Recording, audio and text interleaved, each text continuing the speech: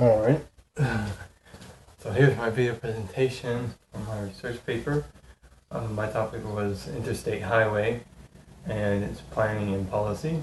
So some highlights I went to, I started out with going into detail about the Dwight D. Eisenhower and his experiences as he went across the convoy, transcontinental convoy, and observed that. And also the Autobahn in Germany, and those things that inspired him to want to build this interregional connection of highways. So that was something he's very passionate about, and when he became president, that was something he wanted to do. Of course, it ended up getting kind of delayed because Cold War and this and that was going on. Also, it was a difficult proposal in some ways. A lot of people were against it. Its funding was one of those key concerns. Who's going to pay for it, and who's going to maintain it, and this and that. Ended up that the federal government paying 90% of its funding, 9%, and that, I think, even today is something that states still are trying to make sure that trying to get the government to do. We'll talk a little bit more about that in a bit. But my paper was focused around the interstate highway and the changes and the before and after of this highway system and the planning and the phases it went through. The Federal Aid Act that started in '44 and ended, still going in '56. It was continually revised, and a lot of that had to do with different groups and the burden of paying for this, etc. Even to an extent that they were against not only this highway, that the states wanted the fuel tax.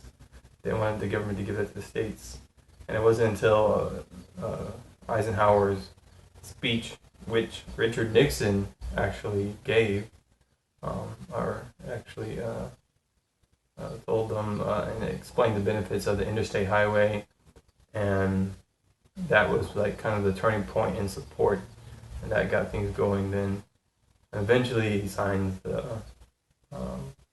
Federal Aid Act in 1956, and that's, it's kind of not a big party or anything. He does it while he's in the hospital because he was sick.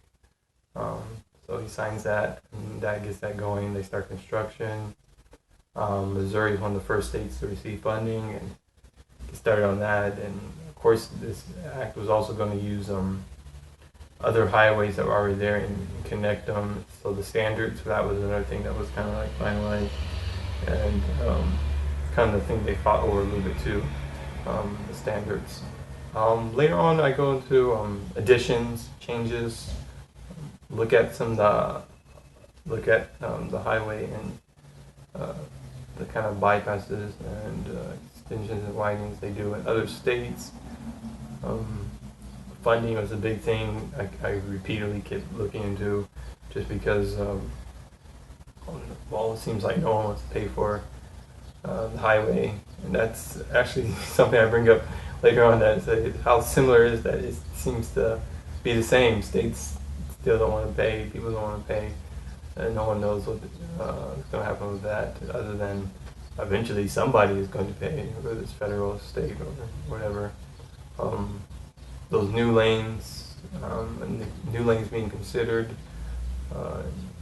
like the freight truck lane that we read about on our weekly PowerPoints, talking about adding that in, who's going to pay for that, private, commercial versus public, and who's benefiting, who's not benefiting, etc. So there's a lot of those things going on too. Near the end, I start talking more about developing the future, maintaining. I mean, at the beginning when they started, when they were proposing this, they weren't proposing the cost of it along with that maintenance fee, because that would have been huge, especially if the thing's supposed to be around hundreds of years.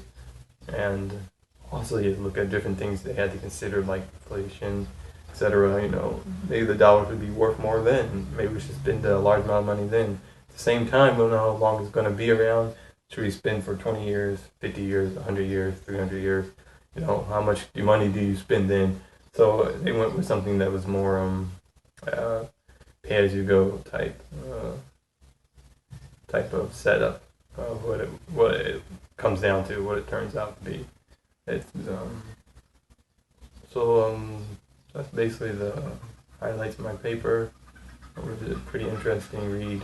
Just reading about the weekly readings sparked my interest, and that's about it. I just think this is the last video for this class, and I'll see you all around, or maybe I'll see you some other time.